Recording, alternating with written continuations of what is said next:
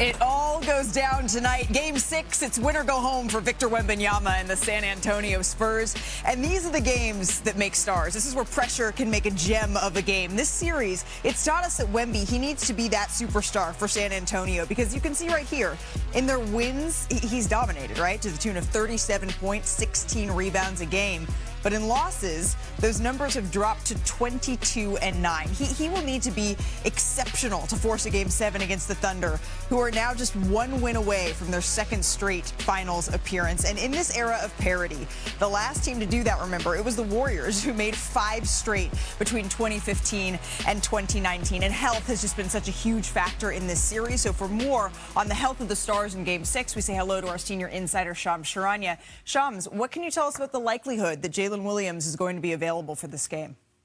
Malika, Jalen Williams' status, as it's been ever since he suffered his second hamstring strain to the same hamstring in just under 1 month. It is very much up in the air tonight and moving forward here in this series if it does require a Game 7. He is doing more and more and progressing more and more in his pregame workouts and his workouts off of team activities, at least for the public. But to have the second strain to the same hamstring just under 1 month just speaks to the severity of what this is and how sensitive and how tricky an injury like this can be. And we know Oklahoma City Thunder as an organization have always been cautious, and especially for a player like J-Dub, who has dealt with multiple different hamstring issues over the course of the season. He's now just 1 week out. This is typically an injury that is measured in weeks, not just days. Yeah, and you have to imagine feeling like they're 1 win away, having gotten this far without Jalen Williams. There's no A.J. Mitchell in this game as well. If it means getting him a little bit more time, that they can rest him and heal him, if they feel confident, they're going to give him as much time as he can possibly take. Shams, thank you very much for that insight here. This series, it has been back and forth. We've seen nail-biters. We have seen excellent games. I mean, what a series this has been. And that is with the SGA struggling a little bit by his standards. Because, yes, he scored 26 a game, including 32 in Game 5. But the double teams have been giving him a little bit of trouble. Again, heavy on the little bit of trouble here. Wemby, meanwhile, he is the first player here to average 25 points, 10 rebounds, 3 blocks a game during a 5-game span of the conference finals since another Spurs great did it, Tim Duncan. That was back in 2023. But really, when you look at his numbers, as we showed early in the show, it's been feast or famine for him, which makes the bench scoring, right, all that more important. The Thunder bench has scored over twice as many points as the Spurs bench in this series. OKC's 51.4 bench points a game. That's on pace to be the most in conference finals history. As we say hello to our senior writer, Brian Windhorst, our do-it-all analyst, Chiney Agumake. It's going down, Brian. We have a Game 6 tonight. Why did I say that like the fan? It's going down, Brian. It's going down. It's going down, Brian. There Less we go. Stewie, a little bit more importance of the game. You did sound like Stewie from Family Guy. It's called a tan, Brian. It's called tan. Let's get back on track to this Game 6. If you're looking at the Oklahoma City Thunder being able to close this out, Mr. Windhorst, what's it going to take? Shai is in hell. Okay, you say he's struggling, and I agree, but he has never had a series where he has been this demanded from on offense. When you look at Stephon Castle in front of him most of the time, with Victor Wembanyama as the backline defense, with help coming from other players with size, he is having to work so hard, and it shows in his stats. We're talking about a player, Malika, who has shot over 50% and scored over 30 points a game for 4 straight years. In this series, he's shooting under 40% and averaging only 26 because this is such a fight. And it's really a joy to watch. I know people out there, some people are counting how many times he falls and whatever. I think this is absolute strength on strength. The 2-time MVP at the top of his game going against the unanimous Defensive Player of the Year and his band of merry mates who fight him every possession without A.J. Mitchell, without Jalen Williams. And he's really relying on Cason Wallace and Alex Caruso, right. 2 guys who are not normally primary ball handlers, who've been promoted. Cason Wallace had the most assists he's had in any game in the playoffs last game, in the vital Game 5. And then Alex Caruso had 8 total assists in the first 4 games of the series, had 6 in Game 5 alone because he was trying to create to help Shai out. It is taking a village to beat this powerful Spurs defense. What's interesting, Wendy, is that last year in their path to the NBA Finals and winning a championship, we saw that Shea's going to get to his numbers. He's going to be the MVP. He's going to be the top dog. But J-Dub emerged as a certified number 2 option, averaging over 20 points in that series versus the Indiana Pacers. He won him game 5. Exactly, completely. And different players, that's a perfect segue, have won them games, albeit role players playing like all-stars in the moments that demand it. In game 1, it was Alex Caruso. That was like the game 1. Even though they didn't win, you're still seeing big performances. Finally, the number 2 showed up. Right? Chet Holmgren. He's going to be critical. He finally got a double-double, 16 and 11. But it's more than that, because on the road, your supporting cast has to make shots. No better example of this than Chet Holmgren showing up on the road. But also, let me add into the conversation, into the group chat, Alex Caruso. Alex Caruso at home has averaged 23 points per game, shooting 58% from 3. On the road, though, 7.5 points per game.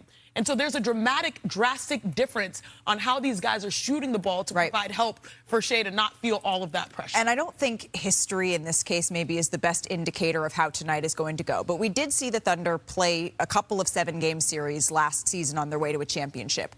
They were not good, Brian, in Game 6 against Denver. That was on the road. They were not good in Game 6 against the Indiana Pacers. That was on the road. And the last time that we saw all of these role players that Shanae is talking about back in San Antonio, a lot of them, Alex Caruso chiefly, really struggled in this game, knowing that it's not likely that J-Dub's going to play, knowing that there is no A.J. Mitchell. How can they make an adjustment there? They were not good in Game 4 in this series, the last time they played in San Antonio. Exactly. So I would agree with you. And so, like, they are going to need some energy early on from Chet Holmgren.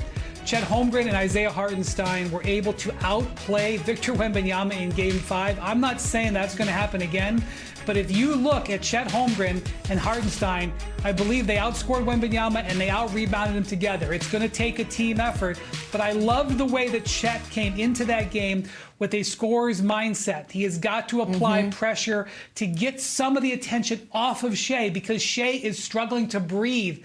I am actually very impressed with the numbers that Shea is putting up, and especially on the road where you can't necessarily count on those role players. Count on your other All-NBA guy. You know what's crazy, Wendy? What you say about Shea can be applied to Victor. Struggling to breathe. The physicality, you know, the way that they've gravitated to him. We have this new stat, gravity, right? Victor Wembanyama cannot breathe. We saw that in Game 5 in the same way that SGA is dealing with double teams, and that's why we're seeing some of those slow starts. And for me, it just comes down to how you style the game. Victor, to me, he was fatigued. That was a fatigue game. He did not have his legs. We saw that on the three-point shot. He was 0 for 5 from 3. He got stuffed on some dunks, right? He should be more rested, but both guys play inside out, despite being a guard and a post player. In Game 1, Victor Wembanyama had 6 dunks, I believe.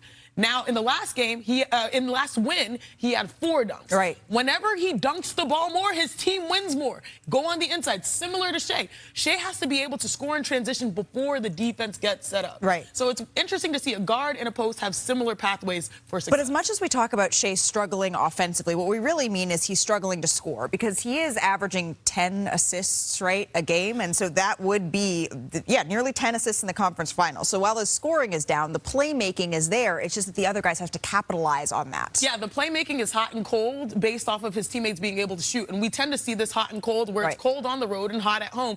Because what does Perk say? Perk's not on the show, but role players play better at home. He's not lying. He's been saying it for a very long time. That was very good. But that is, was that good? Yeah, that was good. But that is absolutely the truth. And so I think for Shea, again, beating the defense down the floor and attacking there, what's crazy is that Victor is always looming. And sometimes the looming works to Shea's benefit so he can pass. But when it doesn't, that's where he has to look to capitalize. But, like, this is the first time we're seeing Victor Wembanyama in a postseason. Right. It's unbelievable. Yeah. He is the help side defender coming to slow Shea down. No one designed in basketball can do that better than Victor. Yeah, and Victor is going to have to be that superstar that we saw in Game 1, that superstar that we saw in Game 3 in order to force a Game 7 in NBA draft. You know it. There's going to be plenty of debate, right, between now and then over the next 4 weeks about how the top of the draft is going to look. But as of right now, our draft guru, Jeremy Woo, he is the Wizards taking A.J. Debonsa with that top overall pick. But this draft, it's so much deeper deeper, right, than just the top 5. Yesterday, the field of draft prospects, it crystallized a little bit more because the NBA draft withdrawal deadline, it hit at mid-length. So projected first-round picks, Christian Anderson, Alan Graves, Koa Pete, they actually all decided to stay in the draft, but several top 40 players, including Andrei Stojakovic, will be returning to college here. And you can see other top prospects in the transfer portal waiting for decisions to be made here, which brings us to some breaking news because this is the last year we're going to see the current draft lottery process. Shams Charania is here with more. Shams, I understand that the Board of Governors meeting, it just wrapped up. What exactly did they decide on how the draft lottery is going to look moving forward? Malika, sources tell me that the NBA's Board of Governors has voted and approved new anti-tanking rule changes, draft reform moving forward, starting in the 2027 NBA draft. The draft lottery will now move from 14 teams to 16 teams. Overall, there will be flattened odds, but most importantly, the bottom 3 teams will be punished with lessened odds moving forward for the #1 overall pick. It's called a 3-2-1 lottery reform because now if you're a bottom 3 team, you will actually be penalized with lesser lottery balls, as in 2, than other potential teams that are slotted 4 through 10. I'm told the vote passed 29-1. The Memphis Grizzlies were the lone team to vote against, and that's because they have the Utah Jazz pick next year that now, because of the new rule, which has a couple stipulations, one being you can't pick #1 in back-to-back years. The second stipulation is you can't have a top 5 pick in 3 consecutive years. So that Jazz pick now will not be able to be a top 5 pick. The Grizzlies are receiving the bad end of an unintended consequence from what is now for the NBA a radical response to radical behavior. The NBA felt that there were nearly 8 to 10 teams jockeying for lottery odds down the stretch of this season, and the goal from the relegation zone is right now to try to get those bottom 3 teams to compete to stay out of that area and have more lottery balls, and for teams that are slotted 4 through 10 to not be in that relegation zone because you don't want to be there because you have lessened odds. So trying to incentivize winning, and this comes after months and months of conversations, debate, brainstorm. And Malika, one more point to add. With this vote, the Board of Governors have now given Adam Silver increased disciplinary authority to implement a wide range of action depending on tanking violations moving forward. Fines up to $10 million. He can take draft picks away.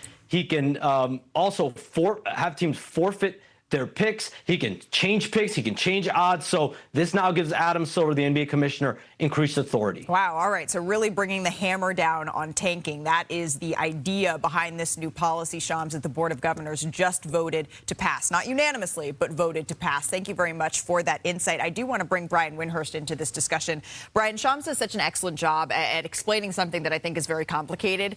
And yet, sometimes NBA fans talking to folks, their eyes glaze over a little bit at this new tanking policy because it is incredibly complicated. So can you just distill down what is the most important thing to take away from today's vote?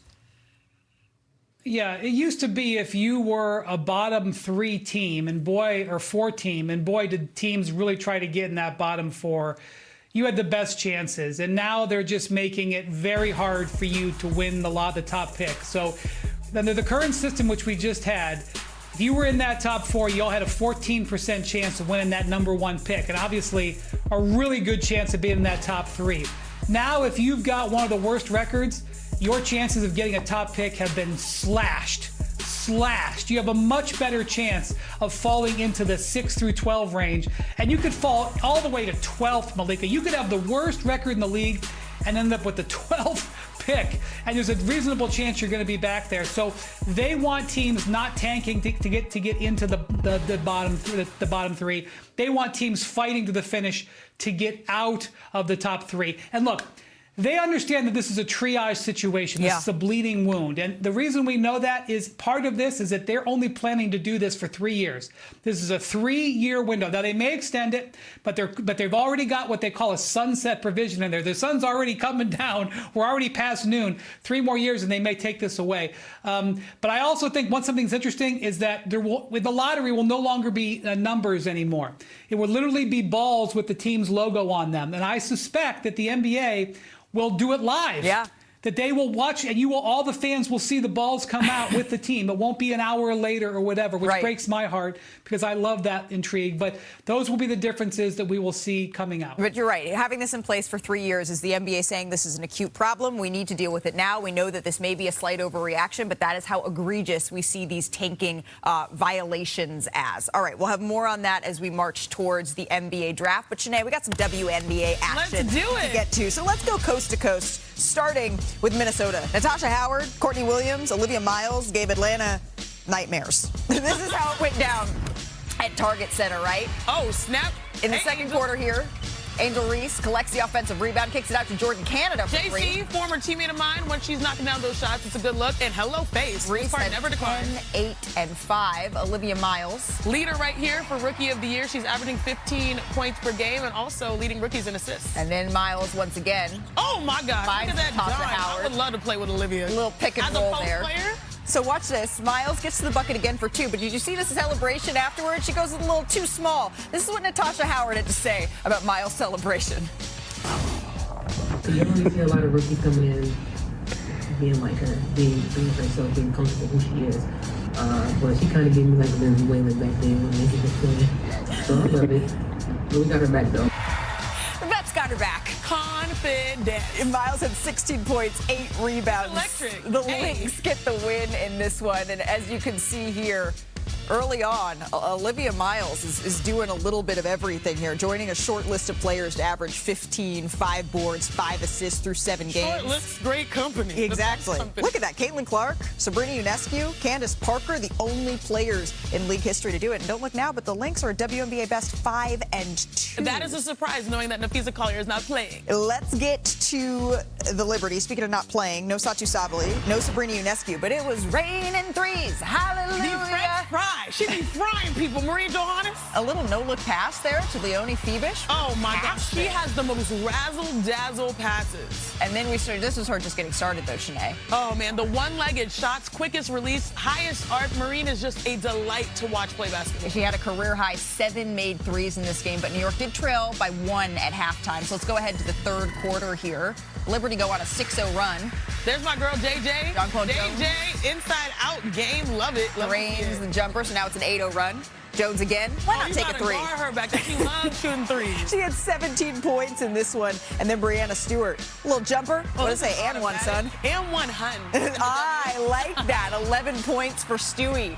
And then, now on a 21-0 run, New York shoe size in high school. And Jalen Brunson, I think Kobe would be proud of the numbers that he is putting up and the winning that the Knicks are doing here in the postseason. Because Brunson's just the 3rd player in NBA history in the playoffs to average 25 points, 5 assists over an 11-game streak. And he fittingly joins, yes, 2017 Steph Curry, but also Kobe Bryant in 2001. And Brunson, he spoke today on what he's focused on with all this time off between now and the NBA Finals. Obviously, just being ready to go by the time game 1 hits. Just comparing our situation from last time, being mentally and physically now locked in. And I think that's really important for us, and that's what we have to focus on these next couple days. Thanks, Joe. Whose phone is this? I don't know. Who we got? I don't know if there's anything. But you have a very funny group chat.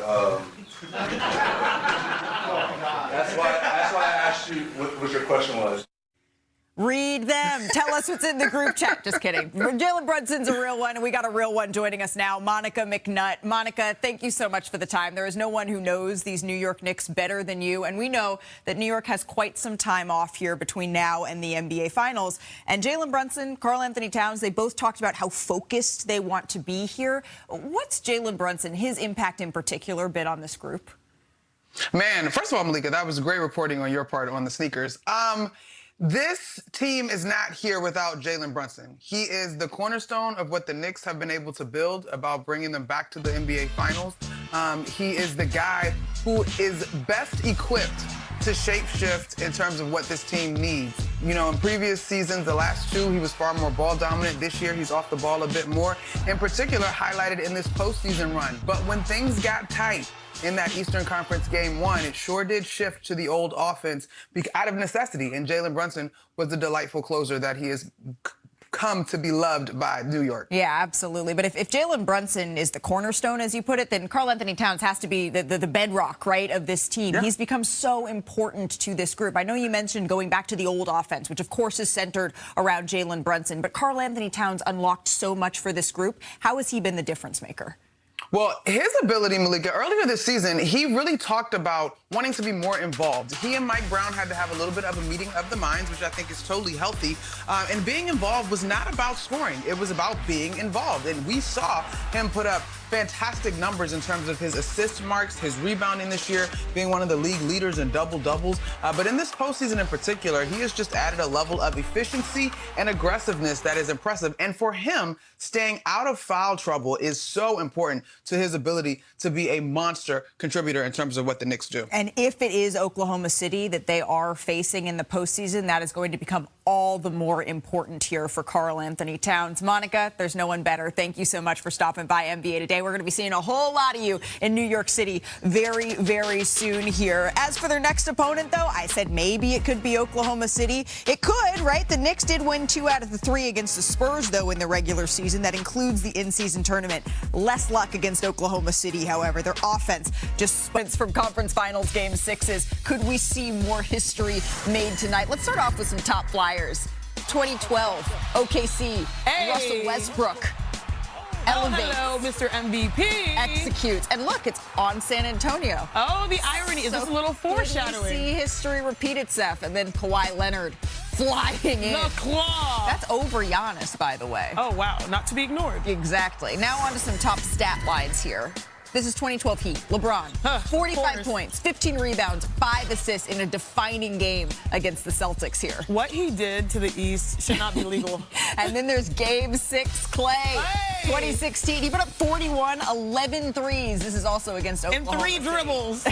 Lastly, Jimmy Buckets. 47 points, 9 rebounds, 8 assists against the Celtics here. Jimmy Butler gave us some all-time moments. That's one of the greatest here. games I've ever seen live. Truly. Real talk. Truly. All right, and then we have the legends, right? Michael Jordan. Crazy move here past Bill Laimbeer. Oh, come on. That's just acrobatics. It is. And then next up, Kobe Bean Bryant. Sealing the game. Don't jump.